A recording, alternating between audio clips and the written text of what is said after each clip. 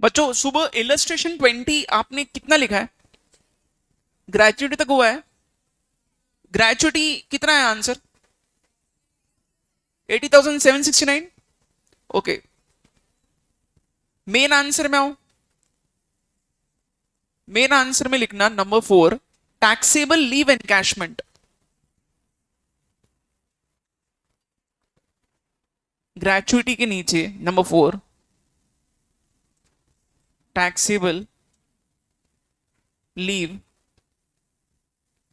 Encashment.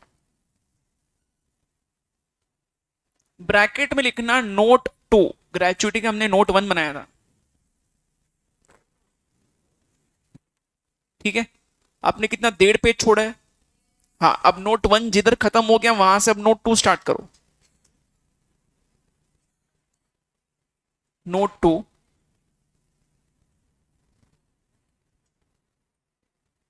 Taxable leave encashment,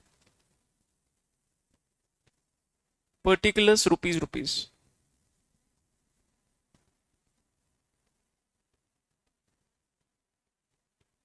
particular में number 1,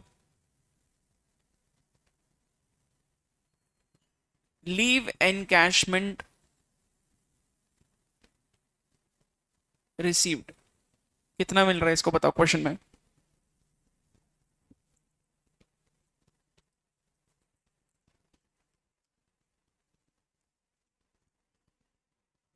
कितना है? 3,30,000 इन the outer column. Number 2।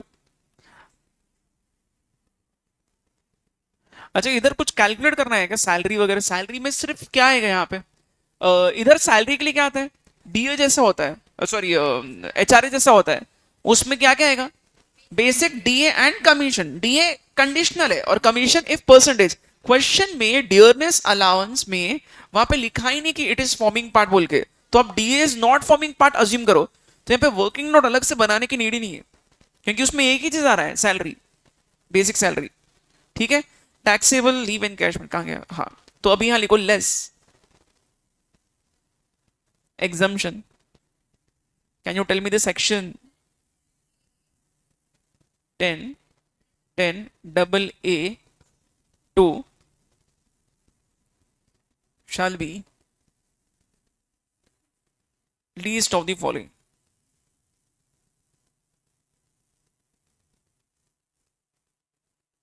Small a, amount received 3,30,000.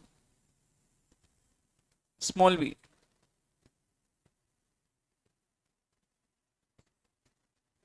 Ceiling limit कितना है? Ceiling limit 25 lakh. Small C, 10 months into average monthly salary, जिसमें आएगा सिर्फ basic salary 20,000। तो ये 10 into 20,000 डायरेक्टली कर दो। कितना आएगा? Sorry, 2 lakh. And last, leave at credit into average salary. So leave at credit कितना है? क्वेश्चन में कुछ लिखा है? 330 दिन। क्वेश्चन में क्लियरली आपको रेडीमेड दिया है इतना। लीव एट क्रेडिट 330 दिन का बैलेंस है बोल रहे हैं, तो वही लीव एट क्रेडिट हो गया, डिवाइडेड बाय 30 करो, ये हो गया मंथ्स इनटू एवरेज सैलरी 20,000, है ना? कितना आएगा? 2 lakh. 2,20,000। Therefore, exemption under section 10 10 double A 2। 10 दो बार है, ए 2 बार है। डन करो ऐसा। चारों में से लीस्ट कौन सा है? 2 लाख। माइनस कर दो।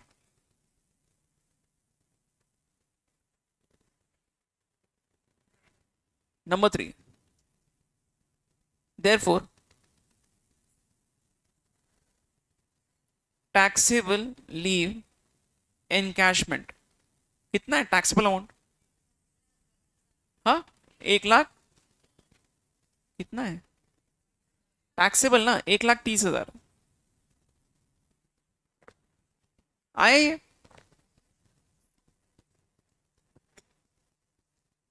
ठीक है, 1,30,000 इन द मेन आंसर। हाँ करो ना, आराम से करो।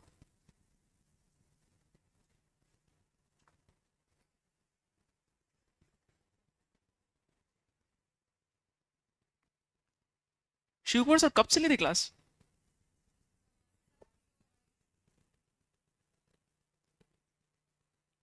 ठीक है, 1,30,000 लिख दिया यहाँ पे मेन आंसर में, 1,30,000। इधर भी 2 कॉलम बने ना आपने मेन आंसर में।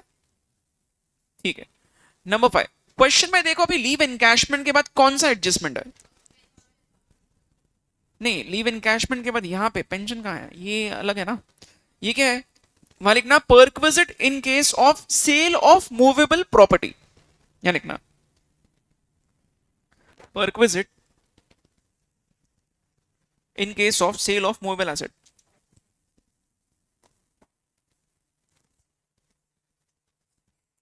जब मेरे को लगा मेरा फोन चल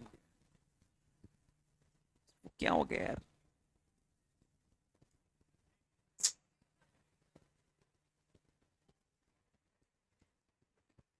perquisite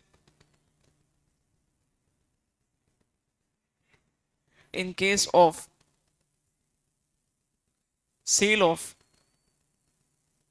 movable movable asset, bracket में लिखो नोट 3। ठीक है, जिधर नोट 2 एंड हुआ उसके आगे नोट 3 लिखो, perquisite in case of sale of movable asset, heading वापस लिखना पड़ेगा।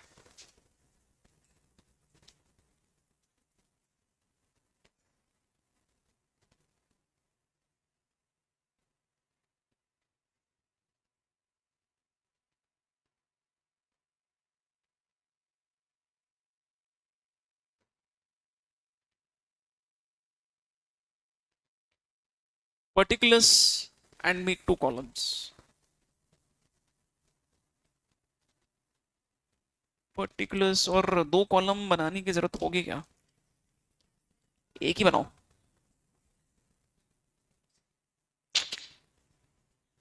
सुना भी नहीं देगा क्या अभी? अभी तो आया वो, आती चक चक चक चक। चलो पर्टिकुलर्स रुपीस लिखा। पहले एक काम करते हैं, सुनो। अभी मैंने आज सुबह आपको बताया था, एक बार क्विक रिवीजन भी करते हैं और ये पॉइंट वापस बता रहा हूं कैसे इसको प्रेजेंट करना है। बच्चों अभी मूवेबल एसेट के केस में परक्विजिट जब हम लोग निकालते हैं तो उसके 2 ब्रांचेस, बेसिकली 2 तरीके से मूवेबल एसेट का बेनिफिट एम्प्लॉयर से एम्प्लॉय को मिल सकता है। या तो एम्प्लॉयर ने मूवेबल एसेट यूज करने के लिए दिया है, ठीक है, या तो बेच दिया है। फिर से रिपीट कर रहा हूं, या तो एम्प्लॉयर हूं मैं, इमेजिन योरसेल्फ एज एम्प्लॉय, मेरे पास कोई मूवेबल एसेट था, कार हो गया, फ्रिज हो गया, टीवी हो गया, कोई भी मूवेबल एसेट, उसको मैंने आपको यूज करने के लिए दिया है। आपका फायदा हो गया क्योंकि आपको कहीं खर्चा नहीं करना पड़ रहा है, आपको यूज करने के लिए मिल गया फ्री में। ये एक तरीके से फायदा हो सकता है। या तो फिर दूसरा एक और फायदा मैं आपको मूवेबल प्रॉपर्टी के रेस्पेक्ट में दे सकता हूं। मेरे पास एक मूवेबल एसेट था और उसको मैंने आपको सस्ते में सेल कर दिया। It could be either use और सेल। यूज के केस में क्या करोगे? यूज के केस में पूछो क्या लैपटॉप या कंप्यूटर यूज करने के लिए दिया है? इफ इट इज लैपटॉप और computer, value will be zero. Why? Because employee को फायदा नहीं होता है लैपटॉप या कंप्यूटर से। अजम्पशन ये होता है कि वो ऑफिस के काम के लिए दे रहा है। ठीक है, कोई और एसेट यूज करने के लिए दिया, जैसे फर्नीचर का कैलकुलेशन क्या एग्जैक्ट वैसे ही करना है। If that movable asset is owned by the employer, 10% of the original cost is value perquisite. If it is taken on rent, the amount of rent which the employer is paying for that movable property will be the value of perquisite. कुछ recovery हो तो minus भी करना है। ठीक है, अब सामने चार्ट रखो ना मूवेबल प्रॉपर्टी का, क्योंकि आज सुबह ही तो हुआ है, लर्न हो गया तो बहुत अच्छा, but on a safer side सामने रखो चार्ट मूवेबल प्रॉपर्टी को। कौन से पेज पे? 87 पे सब लोग आ जाओ। अभी मैंने आपको कौन सा वाला परक्विजिट बताया? फर्स्ट वाला। कौन सा? यूज वाला। उसके बाजू में सेल लिखा है क्या? अब एम्प्लॉयर एम्प्लॉय को कोई एसेट अगर बेचता है तो हम लोग ये चेक करेंगे कि उसका वेर एंड टेयर के बाद में उसका वैल्यू कितना बचा था और क्या प्राइस में बेचा है। सस्ते में अगर बेचा है तो एम्प्लॉय का फायदा, वो होगा पर विजिट का वैल्यू। ठीक है, अच्छा।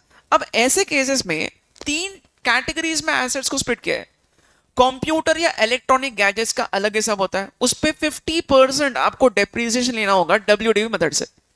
कार के केस में 20% डेप्रिसिएट करो डब्ल्यूडी मेथड से। कोई और एसेट के केस में 10% डेप्रिसिएट करो एसएलए मेथड से। क्लियर?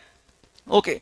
तो आपको लाइफ एसेट का कितना है ना, वो चेक करना पड़ेगा। मतलब कब खरीदा था एम्प्लॉयर ने और कब बेच रहा है, कितने साल यूज करके बेचा। अगर वो यूज करके बेच रहा है तो वेरेंडर उतना माइनस करना पड़ेगा। ठीक है। नाउ बच्चों, सबसे पहले इस क्वेश्चन में बताओ कौन सा एसेट बेच रहा है एम्प्लॉयर। कार बेच रहा है। कार उसने कब खरीदा था एम्प्लॉयर ने, लिखा है यहां पे देख लो, 30/1/2023 ये तारीख को उसने परचेस किया था और इस तारीख को रिटायरमेंट के टाइम पे उसने बेच दिया। तो बेसिकली यहां से लेके यहां तक एम्प्लॉयर ने यूज किया पहले खुद गाड़ी को, बाद में बेच रहा है। तो कितने साल का डेप्रिसिएशन माइनस होगा। इधर फ्रैक्शन को इग्नोर करो, ये एग्जैक्ट 3 years and 2 days हो रहे हैं। 3 साल और 2 दिन हो रहे हैं। तो हम लोग क्या करेंगे, ऊपर के 2 दिन ऑब्वियसली इग्नोर करो। 3 साल पूरे कंप्लीट ईयर्स हुए, 3 साल का डेप्रिसिएशन माइनस करना पड़ेगा। सबसे फर्स्ट क्या लिखोगे, पहले हमें नंबर ऑफ इयर्स निकालना पड़ेगा, है ना। तो पर्टिकुलर्स में लिखो date on which the car was purchased, date on which the car was purchased by employer.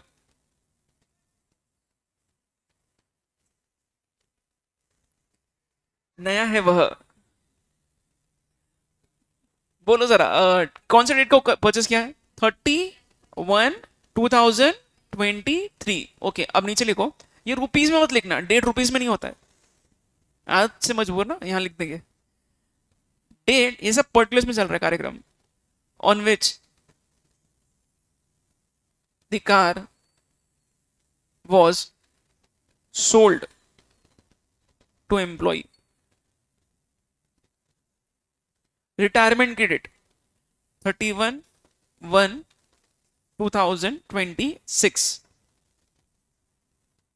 Therefore, number of completed years of use by employer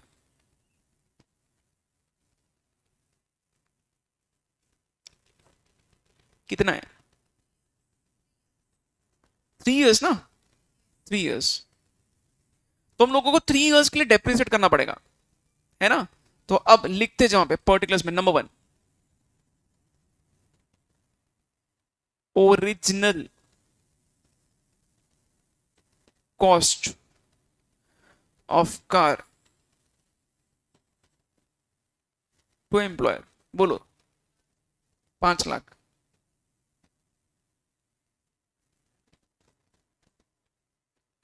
less wear and tear. तीनों साल का साथ में नहीं निकाल सकते, डब्ल्यूडी मेथड है। Year 1 लिख दो ब्रैकेट में, माइनस करो कितना होगा, 5 लाख का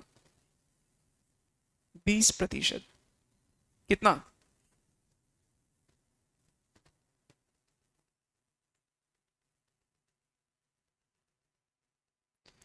therefore WDV लिखा। ओके, अब लिखो यहां पे लेस, 3 बार करना पड़ेगा ना, wear and tear year 2।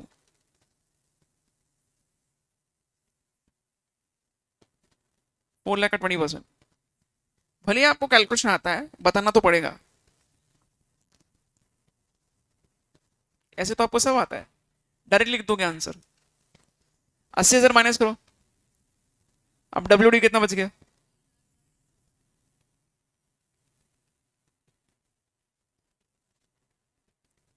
Less wear and tear year 3।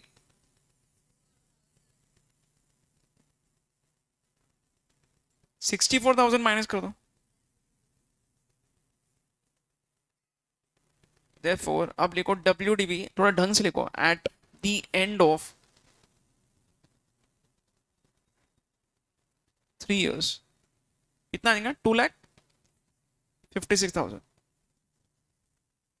This was entirely one first point, number one था ये। अब देखो number two, less sale consideration charged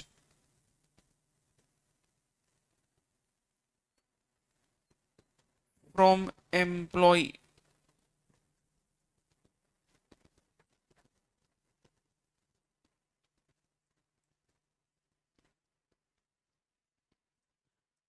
किधर वो नहीं है क्या?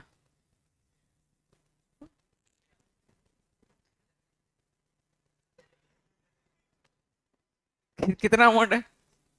2 लाख माइनस कर दो, या लिखो देयरफॉर टैक्सेबल पर्क्विजिट, लिख दो सीधा।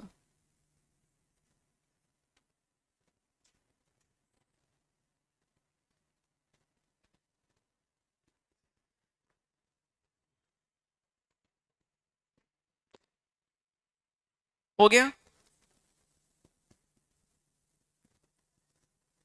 लिखो मेन आंसर में 56,000।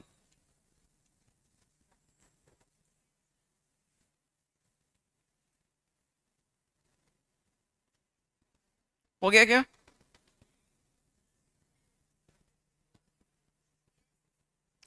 लिखो आराम से, स्पीड मैच करो तुम लोग मेरे साथ।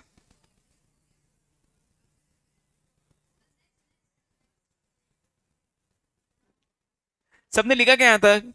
Everyone, are you with me?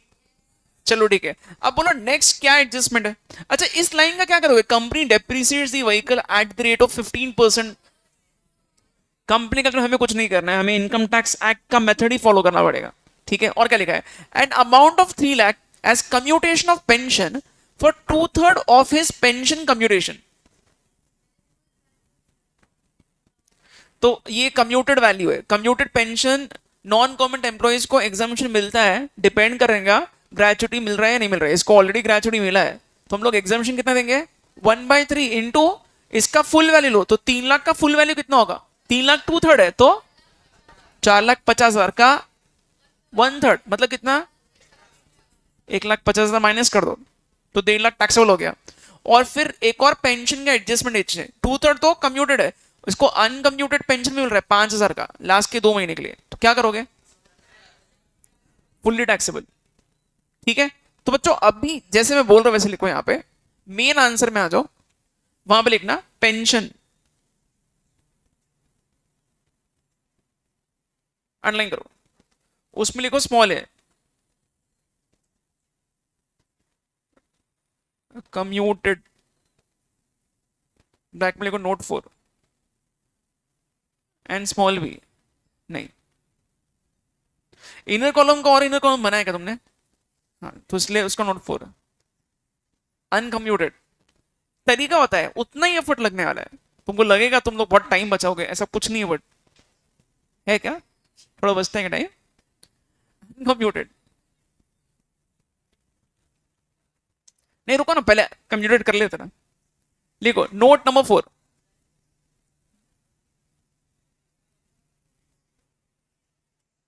Taxable commuted pension,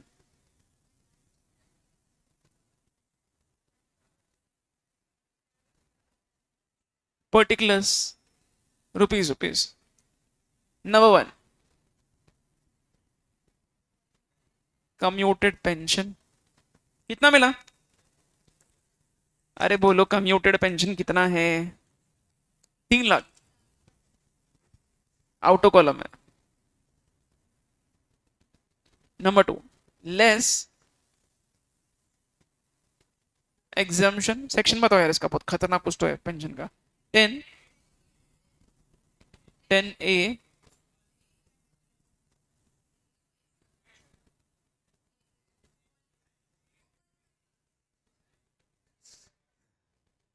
है ना, यही है ना, which is equal to 1/3 into इसका फुल वैल्यू निकालो, डिवाइड कर दो, ये कितना है?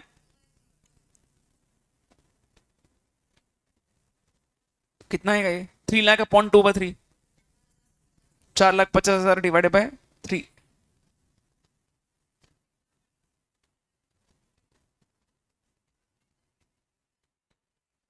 चलेगा? Up to you.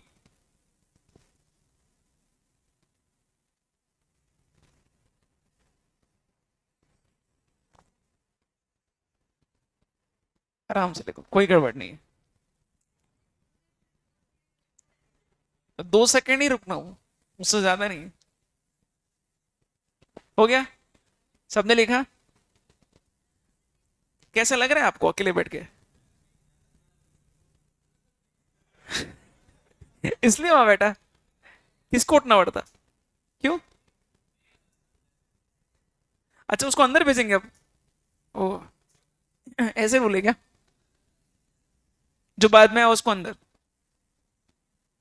ठीक है, हो गया ये। कितना आ रहा है taxable amount? For taxable amount कितना है? 1.5 लाख। लिख लो मेन आंसर में। हाँ, इनर कॉलम इसलिए बनाया।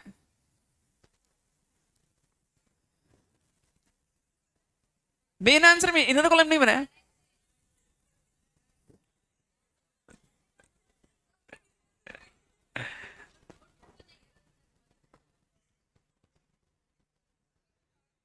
थोड़ा पीछे, 2 पेजेस पीछे से घूमर घूमर करके आ जा। बनाया रहेगा मेन इसमें 1.5 लाख। अब अनकम्युनिकेटेड में कितना मिल रहा है उसको? 2 मंथ्स का ही मिला है, यही कर दो हिसाब। 2 इंटू, हाँ, 5,000 कितना हो गया? 10,000। बाहर लिखो 1,60,000। अनकम्युनिकेटेड अमाउंट दिया आपने को।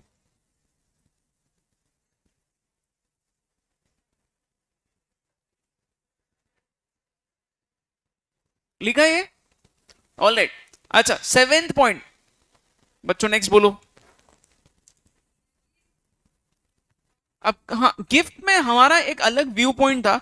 आज सुबह मैं आपको बता रहा था, गिफ्ट उसको 6,000 रुपए का गिफ्ट वाउचर मिला है। Please understand, this is not cash वाला गिफ्ट। वाउचर मतलब उतने वर्थ का गिफ्ट उसको मिला है, काइंड में।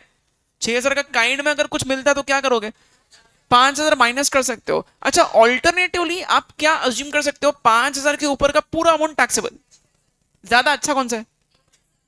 1,000 एग्जाम्शन, एक सॉरी 1,000 टैक्सेबल करेंगे, 5,000 के एग्जाम्शन लेंगे। वहां लिखो, हाँ यही लिख देंगे। यह लिखना, gift voucher.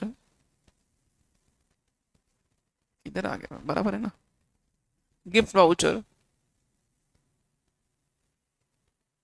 Exempt up to ₹5,000, तो टैक्सेबल कितना हो जाएगा? 1,000। और you can show it here. Inner column में बता सकते हो 6,000 माइनस 5,000, बाहर 1,000। ठीक है? हाँ है। 6 मार्क का आ सकता है क्वेश्चन। इंस्टीट्यूट की मर्जी है, 6 मार्क कभी 8 मार्क। तो वही तो है, सेम क्वेश्चन का मार्किंग कम करके दे कैन चैलेंज यू। हाँ डेफिनेटली। देखो आंसर बहुत इजी है, तो कभी कभी इंस्टीट्यूट क्या कर सकते हैं, बहुत देखो, हर अटेम्प्ट में पेपर का लेंथ अगर आपने, मैं थोड़ा बताओ तो, कभी कभी पेपर का लेंथ उतना नहीं होता है, कभी कभी पेपर का लेंथ बहुत ज्यादा लगता है बच्चों को। क्यों? अगेन बिकॉज वो क्या कर रहे हैं, सेम क्वेश्चन का मार्किंग कम कर रहे हैं, प्रोपोर्शनेटली उनको ज्यादा लिखना पड़ रहा है। सो यू नेवर नो, हो सकता है 2-3 एडजस्टमेंट्स कट करके पूछे आपको। हमारा इंटेंशन है, हम लोग अच्छा प्रिपरेशन कर रहे हैं, हर एक वर्किंग नोट हमें हमें आना चाहिए। कब कैसे कौन से इसका क्वेश्चन पूछेंगे वी डोंट नो। ठीक है, चलो लिखो। पिल्लर के पीछे वाला बच्चा। ओके, ये हो गया। और ये वाला point, his colleagues also gifted him a television. क्या करोगे इसका? ये एग्जाम्ड होता है, छोड़ दो इसको। हाँ, इसका नोट लिख देंगे हम लोग, मैं अलग से नोट लिखाऊंगा। iOS में भी एग्जाम्ड होता है, लीव दिस। अच्छा, और कोई दूसरा हेड है क्या? नहीं है। ठीक है, तो आप लोग एक काम करो, ये अभी हमने जो भी किया है ये सबका टोटल कर दो, और इसको आप बोलो कि gross salary, this is your gross salary.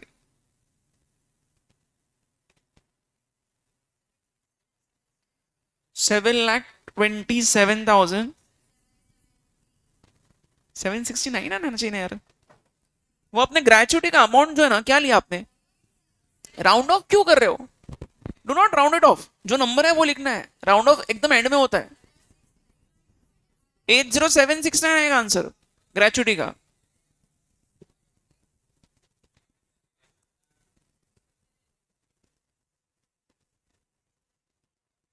आ गया? ठीक है, राउंडिंग ऑफ का मैं आपको बताता हूं। ठीक है, ग्रॉस सैलरी लिखा, अब उसमें लिखो नीचे लेस डिडक्शन। सैलरी में से डिडक्शन मिलता है, तीन डिडक्शन है वैसे इस क्वेश्चन में। एक जो मैंने आपको इसके पहले बताया था 50,000 का, हर बार आपको डिडक्शन माइनस करना पड़ेगा। ठीक है, now this 50,000 standard deduction will be increase to 75,000 अगर एसएससी न्यू रिजिम फॉलो करता था, डिफॉल्ट वाला। ठीक है, अभी क्वेश्चन में कुछ लिखा है क्या, कौन सा रिजिम फॉलो कर रहा है? Exercise the option of shifting out of, तो माइनस करना है आपको, लिखो यहाँ पे 50,000 माइनस करेंगे, लेस, यहां लिखना स्टैंडर्ड डिडक्शन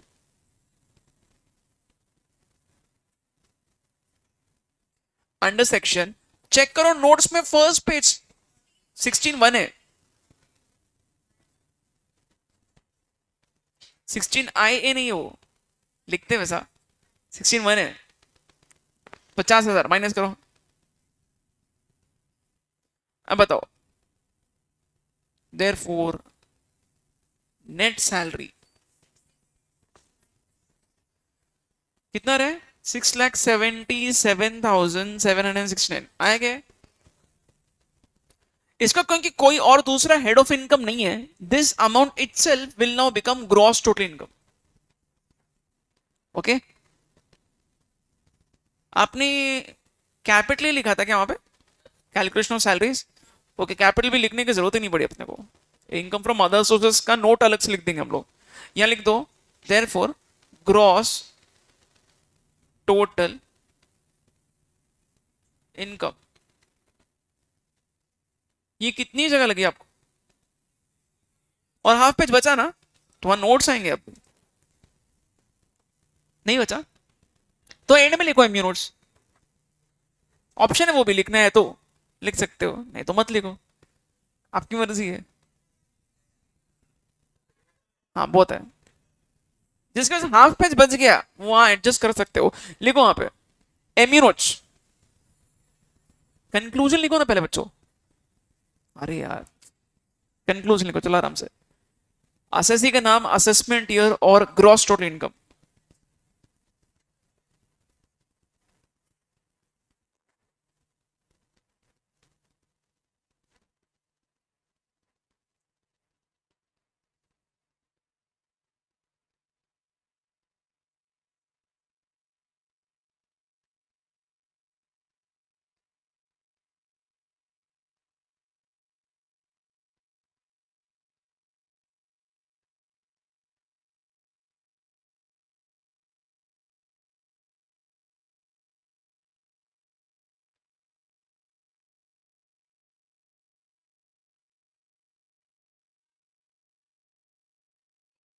एक लाइन में हो रहा है कंक्लूजन, तरक्की हो रही तुम लोग के, मतलब एक लाइन का ही कंक्लूजन यहाँ पे लिखा आपने।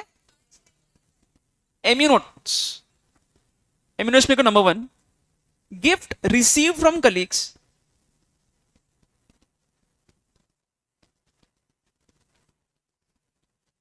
Gift receive from colleagues shall be shall be क्या बोल सकते हैं इसको, टैक्सेबल तो नहीं है, shall be discussed ऐसा लिखो, shall be discussed, MU note है, नहीं एमयू नोट बोला मैंने, MU notes. Gift receive from colleagues shall be discussed under the head IOS। आपकी मर्जी, आप लिख सकते हो depending on the fact question कितना बड़ा है ना। ये मेन नोट भी आप लिख सकते हो, ऐसा मत लिखना हम डिस्कस करेंगे, थोड़ा चेंज कर दो, है ना। ऑब्वियसली इतना, इतने तो तुम लोग समझदार हो बच्चों। नंबर 2, भरोसा है मेरे को आप पे। डियरनेस अलाउंस, सबसे इंपॉर्टेंट नोट, डियरनेस अलाउंस क्या है? डियरनेस अलाउंस यहाँ पे क्या अज्यूम करना पड़ेगा, फॉर्मिंग पार्ट है या नहीं है। ऐसा आप कौन से बेसिस पे बोल रहे हो, मेरे को थोड़ा आपका भी पॉइंट ऑफ व्यू समझना है, क्यों बोल रहे हो। बोला नहीं तो हम लोग नहीं लेंगे, क्यों।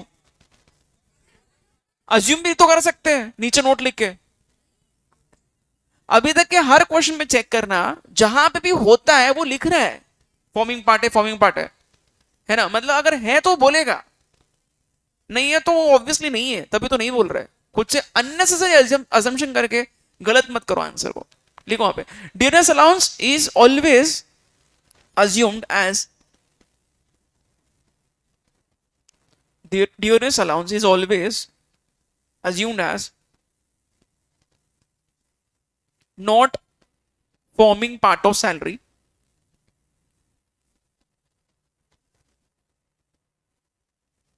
always assumed as not forming part of salary for the purpose of retirement benefits, for the purpose of retirement benefits, unless specifically given in the question।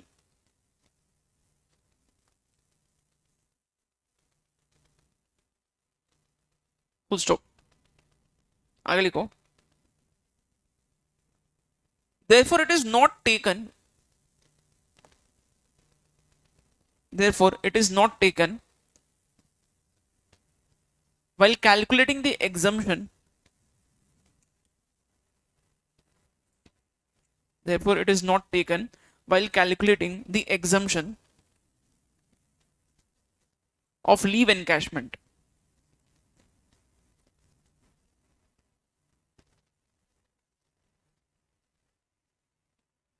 हो गया, ऑलराइट। 4 लाइन बच गए, तुम्हारा रंगोली ड्रॉ कर रहा हूं।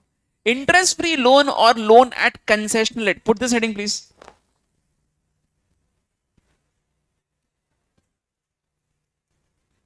ऐसा महसूस हो रहा है कि खत्म ही नहीं हो रहा है ये, पूरा खत्म होने के बाद भी यही फील होगा। पूरा खत्म होने दो, फिर भी लगा रहे कुछ बच ही गया है। 3 days मैक्स। अरे हाँ यार, एसएम के टेस्ट में पेपर मैंने गलत निकाल लिया, 2 बजे आना पड़ा। फिर क्या किया, बैठे थे, क्यों।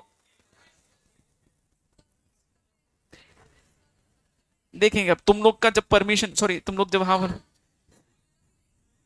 जब तुम्हारी आज्ञा होगी तब पेपर होगा। जो भी है म्यूचुअली रोना रो लो, फिर बताओ मेरे को कब होगा पॉसिबल आपका टेस्ट देना। चलो बच्चों, कल बीकॉम, अभी भी है क्या बीकॉम का एग्जाम।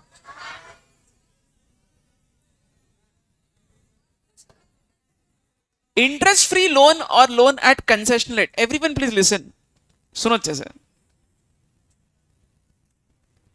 आपने हेडिंग लिखा, पेज नंबर का रेफरेंस दिया, देखो कौन से पेज पे, हाँ 86। आपकी मर्जी, लिखो क्या लिखना है।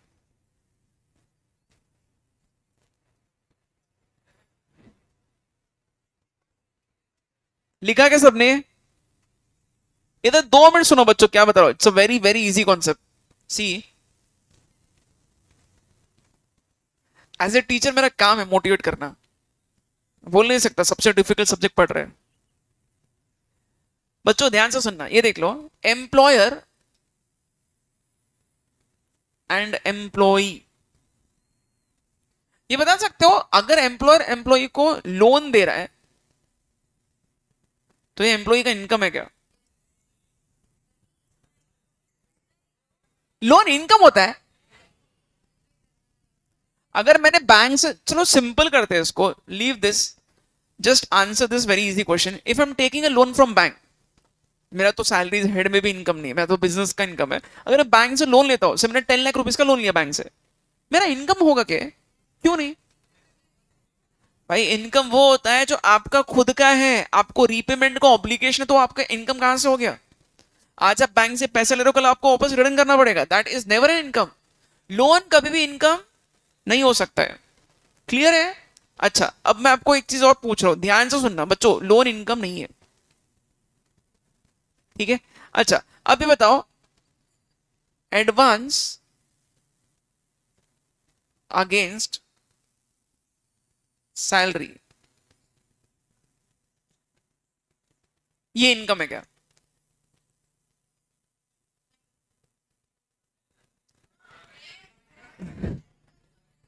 What is meaning of advance against salary? पहले इसका मीनिंग बता दो, फिर बहस करते हैं। पहले मिल गया वो एडवांस होता है, वो तो मेरे को भी समझता है। अगेंस्ट सैलरी क्या है? हाँ? नो, ऐसा नहीं है यार। हाँ, सैलरी को बेस पकड़ के लोन दिया है, राइट? ये लोन ही है। Please listen, advance against salary क्या होता है? Everyone please understand. Employee employer को बोल रहा है सर मेरे को लोन दे दो, एम्प्लॉयर बोल रहे भाई लोन मैं तेरे को दूंगा, तू वापस रिपे कब करेगा? वो बोल रहा है सर मेरी सैलरी में से कट कर लेना बाद में, मेरे सैलरी में से एडजस्ट कर लो, ठीक है? बेसिकली एम्प्लॉय एम्प्लॉयर से लोन ही मांग रहा है, बट वो क्या बोल रहा है, सर ये लोन का अमाउंट है ना, आप मेरे सैलरी में से थोड़ा थोड़ा कट कर देना और रिकवर कर लेना। समझा क्या? ठीक है, तो what will you do for advance against salary? Taxable है, एग्जम्प्ट है, क्या लगता है? हाँ? नहीं समझ रहे हो? फिर से बता रहा हूं, अपना प्रीवियस ईयर कौन सा है?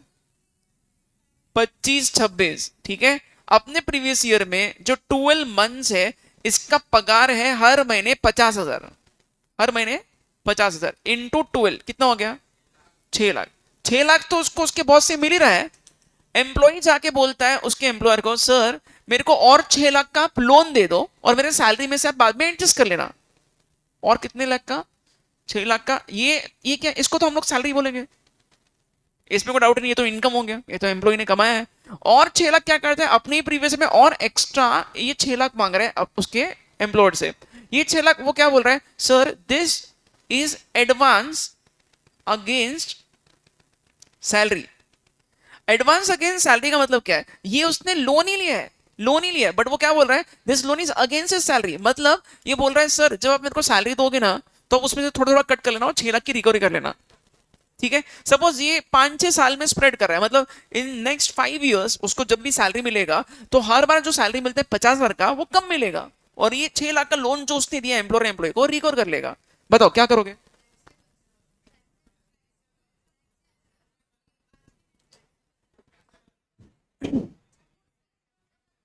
2 मिनट मेरी बात को सुन लो, फिर आप आंसर एकदम क्लियरली सोच के बोलोगे।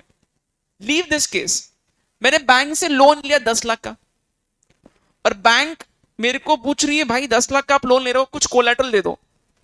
मैंने कुछ कोलेटरल प्रॉपर्टी के पेपर्स दे दिए। कोलेटरल क्यों देते हैं? सिक्योरिटी। लोन ले लिया कितने का?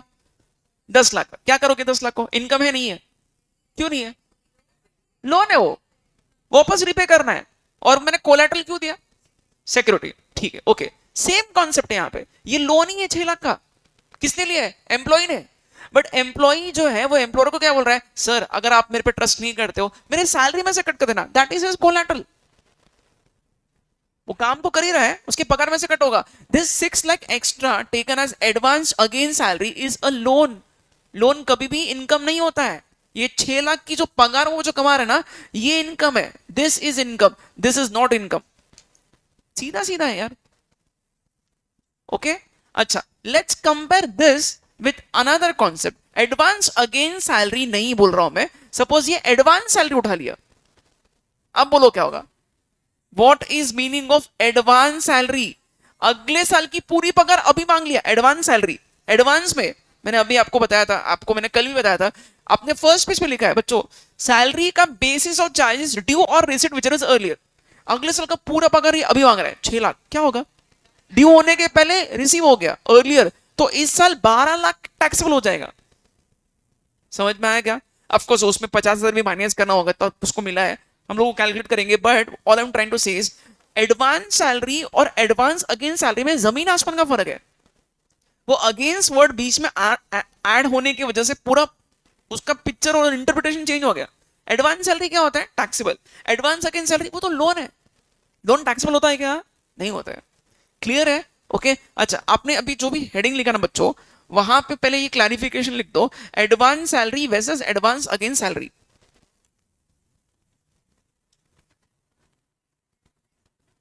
नहीं, लोन है वो।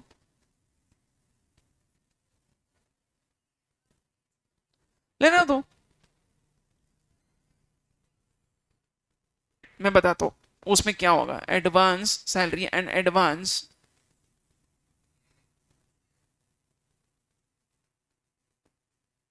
Against salary.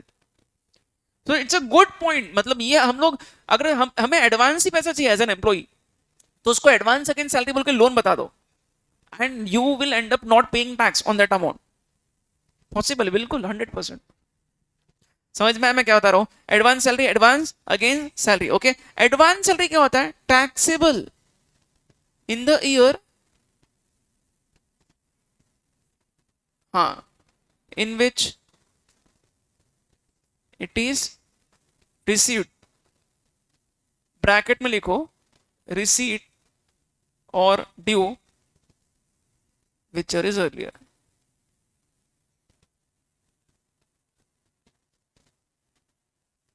Advance against salary लिखो लोन है एंड नॉट इनकम,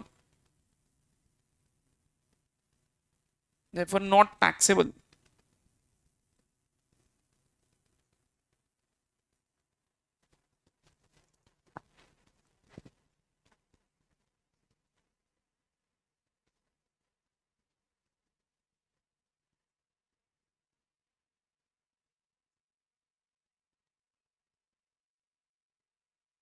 तो एक्चुअली जब सैलरी उसको मिलेगा उसका तो उस साल में टैक्सेबल हो गई।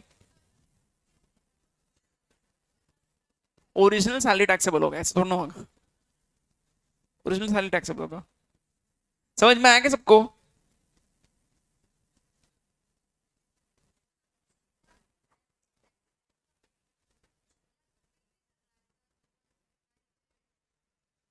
तो पे कर रहा है, that that will not make any difference. 6 lakh अभी इस साल का ले लिया, 6 लाख अगले साल का अभी मैंने लोन बोल के लिया advance second salary, next year तो टैक्स लगेगा ही मेरे को 6 लाख पे। हाँ ऑब्वियसली मेरा इनकम तो है वो, उसमें से कट हो रहा है वो अलग बात है। बच्चों क्लियर है ये? बोलो जल्दी से। अच्छा अब मैं आपको क्या बताऊं, please listen very very carefully. ये अगर एक बार ये बेसिक चीज क्लियर हो गई, तो अब ये देखना अपने केस में क्या हो रहा है। Employer and employee, let's make it very easy. Employee employer से लोन मांग रहा है, क्या मांग रहा है? Again I am asking, loan taxable होता है क्या? लोन एम्प्लॉय का इनकम नहीं है, because there is an obligation to repay that loan again. उसको लोन रीपे करना है, ठीक है। अच्छा अब इसमें एक दो चीज और बता रहा हूं बच्चों। जनरली एम्प्लॉयर एम्प्लॉय को लोन देगा तो एम्प्लॉयर और क्या एक्सपेक्ट कर सकता है?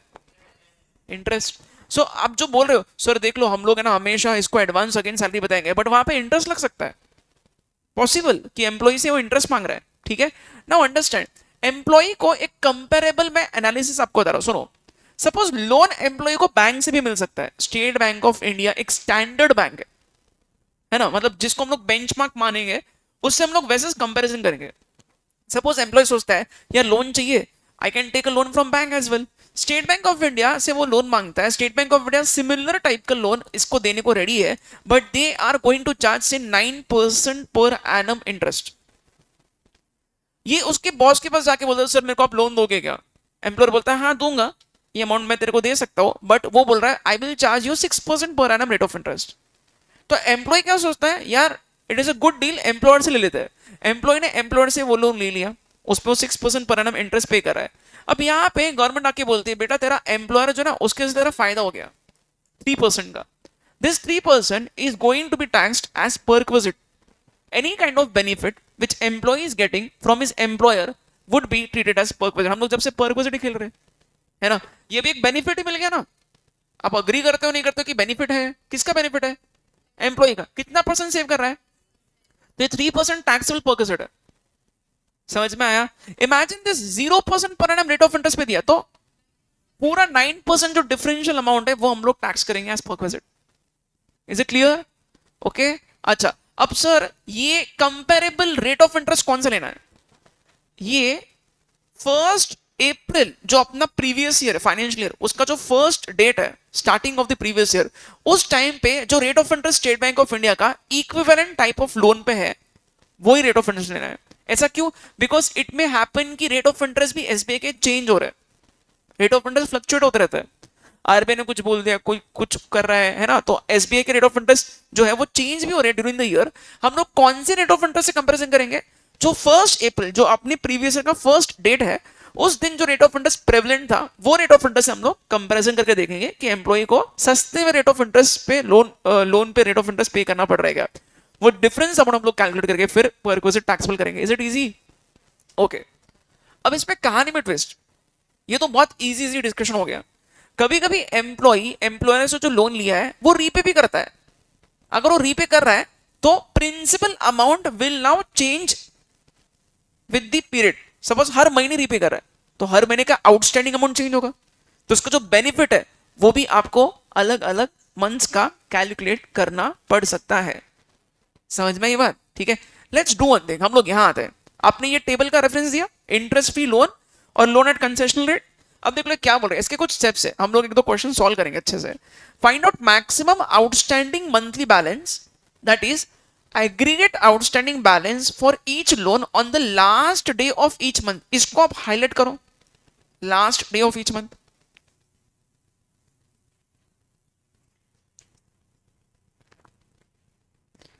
लास्ट डे बोल रहा है, फर्स्ट डे नहीं। क्या बोल रहा है?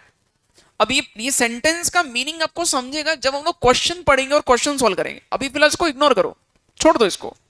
विल यूज दिस सेंटेंस, उसका मीनिंग बताऊंगा आपको। एकदम से ऐसा एग्जाम्पल के बगैर नहीं समझाने आएगा मेरे को। Find out rate of interest charge by SBI for the purpose for which loan is taken as on the first day of the relevant previous year. ये पर्पज मैटर करता है। क्यों? हाउसिंग लोन का रेट ऑफ इंटरेस्ट अलग है, personal loan का rate of interest अलग है। तो एम्प्लॉय कौन से पर्पस के लिए लोन मांग रहा है, he needs to clarify that. ठीक है, वही हम लोग स्पेसिफिक लोन को कंपैरिजन के लिए यूज करेंगे।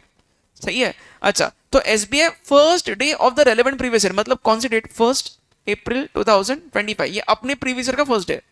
इस तारीख को जो एसबीआई का प्रेवलेंट रेट ऑफ इंटरेस्ट था हम लोग वो कंपैरिजन करने के लिए लेंगे। ठीक है। अच्छा बच्चों, आउटस्टैंडिंग अमाउंट जो भी है उसको हम लोग ये रेट ऑफ इंटरेस्ट से मल्टीप्लाई करेंगे और फिर अगर कुछ इंटरेस्ट वसूल हुआ है एम्प्लॉय से वो माइनस कर दो। Is it clear? देखो एक एग्जांपल देता हूं। सपोज 10 लाख का लोन है, 0% चार्ज किया है और एसबीआई का रेट ऑफ इंटरेस्ट 9% है। तो बोलो आउटस्टैंडिंग अमाउंट हर महीने के एंड में 10 लाख ही होगा क्योंकि रिपेमेंट नहीं हो रहा है। ये आ गया 10 लाख। एसबीआई का रेट ऑफ इंटरेस्ट कितना है? 9%। तो 10 लाख का 9%, 90,000। 90,000 का इंटरेस्ट का बेनिफिट मिल गया। क्यों? बिकॉज 90,000 इंटरेस्ट का अमाउंट है माइनस अमाउंट रिकवर्ड इज 0 क्योंकि 0% रेट ऑफ इंटरेस्ट है। सही है। तो कितना इंटरेस्ट का अमाउंट सेव हो गया? 90,000। This is to be treated as taxable perquisite. समझा? क्लियर है? खत्म। ओके चलो अब बच्चों इसके नीचे लिखो extra question. Right on. Employee took a loan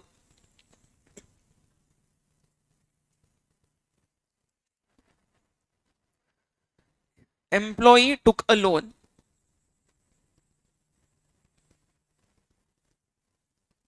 of rupees 10 lakh from employer.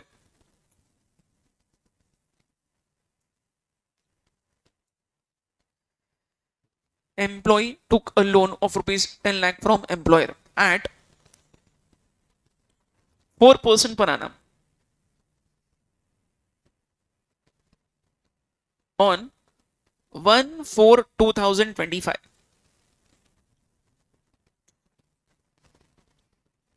लिखा? स्टॉप। आगे लिखो on the same day comma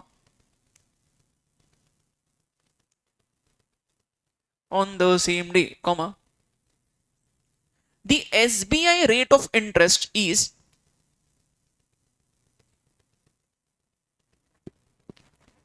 the SBI rate of interest is 7% per annum.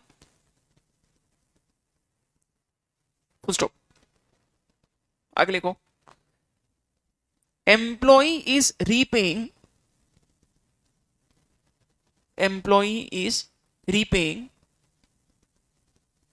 rupees 50,000 at the end of every month.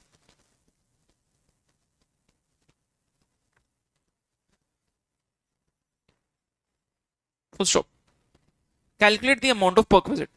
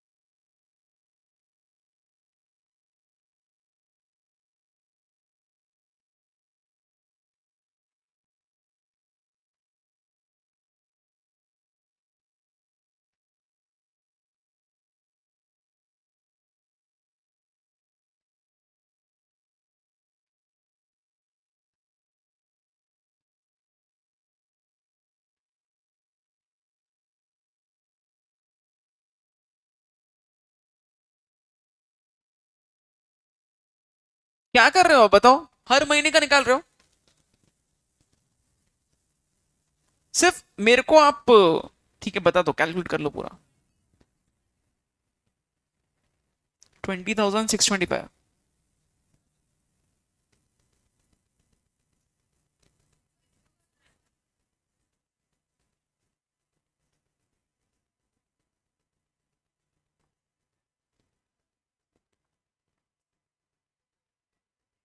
हर महीने 125 रुपए कम होता जाएगा।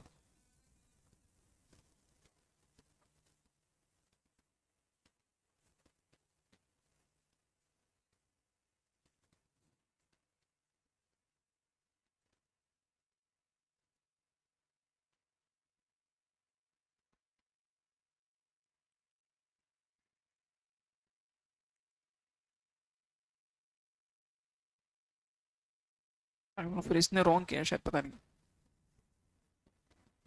आपका April month का बताओ। अप्रैल मंथ का पर विजिट कितना आ रहा है? हाँ, 2500 क्यों आएगा? 10 लाख पे क्यों निकाल रहा? Outstanding amount should be taken at the end of the month, on the last day of each month. अगर 10 लाख का अमाउंट था लोन का, उसने कितना रिपेमेंट किया है? 50,000। वो कब पे कर रहा है? तो एंड ऑफ द मंथ पे करने पे उसका outstanding balance and of the month का चेंज हो जाएगा। समझा क्या? आपको एकदम एंड में, महीने के एंड में आउटस्टैंडिंग कितना है उसके हिसाब से लेना है। तो अप्रैल मंथ के एंड में अगर वो 50,000 पे कर रहा है, तो outstanding will now change to 9,50,000। So 9.5 lakh पे उसका सेविंग कितना हो रहा है? Difference amount 3%। ये 12 महीने का, तो एक महीने का कितना?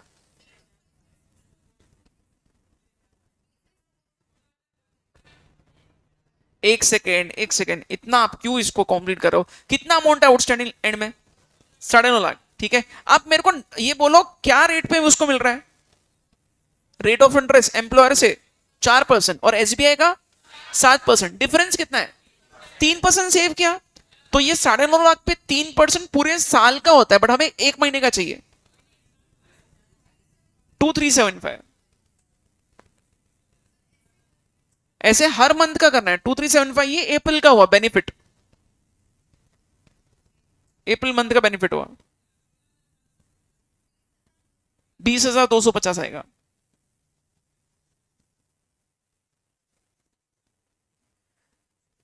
बच्चों एक काम करो आप लोग, मैं एक फॉर्मेट आपको बना के दे रहा हूं, बाकी तो सच में बहुत एकदम मैकेनिकल कैलकुलेशंस जो आप कर सकते हो।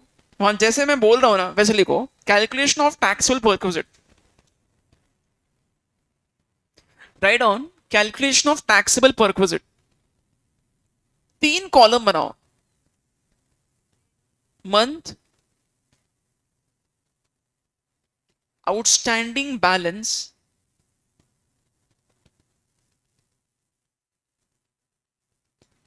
Eight the end of the month, and last लिखो इंटरेस्ट बेनिफिट।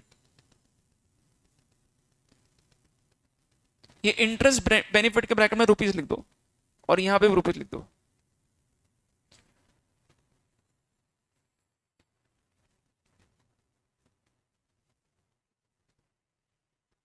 ठीक है, मैं बस एक मंथ का आपको करके बता रहा हूं, अप्रैल 25। ओके, बताओ अप्रैल मंथ में आउटस्टैंडिंग बैलेंस 10 लाख नहीं है, वो हर महीने के एंड में 50,000 पे कर रहा है, तो amount at the and of the month जो आउटस्टैंडिंग है वो रेड्यूस हो जाएगा। 10 लाख से चालू करोगे तो आंसर पूरा गलत हो जाएगा हर महीने का, क्योंकि आप हर महीने का 50,000 गलत गलत रेड्यूस कर रहे हो फिर। This is 9,50,000 outstanding amount. ठीक है, तो इंटरेस्ट बेनिफिट इसको एक्चुअली कितना मिला percentage, you can show it here, यहां पे दिखाओ 7 - 4 is equal to 3% per annum का बेनिफिट मिल रहा है उसको। ओके, तो अभी यहां कैलकुलेट करो, 9.5 लाख पे 3% पूरे साल का, तो एक महीने का 1/12 कितना हो गया, 2375। Show this calculation for every month separately, May 2025। अब आउटस्टैंडिंग मई मंथ के एंड में और 50,000 पे करा हर महीने के एंड में, तो यहां पे 9 लाख बचेगा। So now do the calculations for 9 lakh. ये हर महीने बताना पड़ेगा, प्लीज मत पूछो सर इसको कुछ कर सकते क्या जुगाड़, कुछ भी जुगाड़ नहीं, नो शॉर्टकट टू सक्सेस। इसका आंसर बताओ कितना आएगा, 20, अरे मई मंथ का बताओ, हाँ 2250, ऐसे हर महीने का करो और एंड में आंसर आएगा 20250। कंक्लूड कर दो उसको।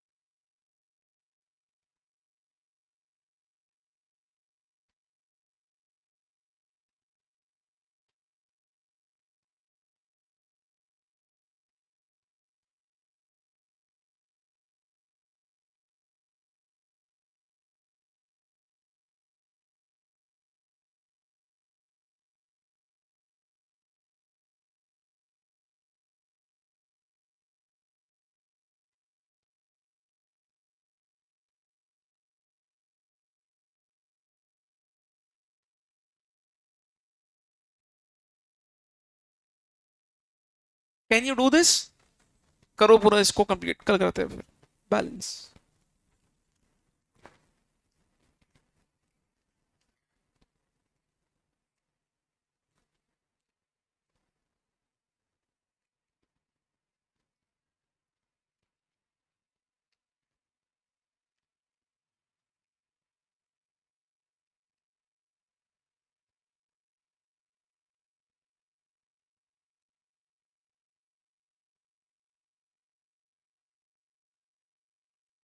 हाँ कैलकुलेशन जरूरी है, बताना। क्या बोल रहा? 20250?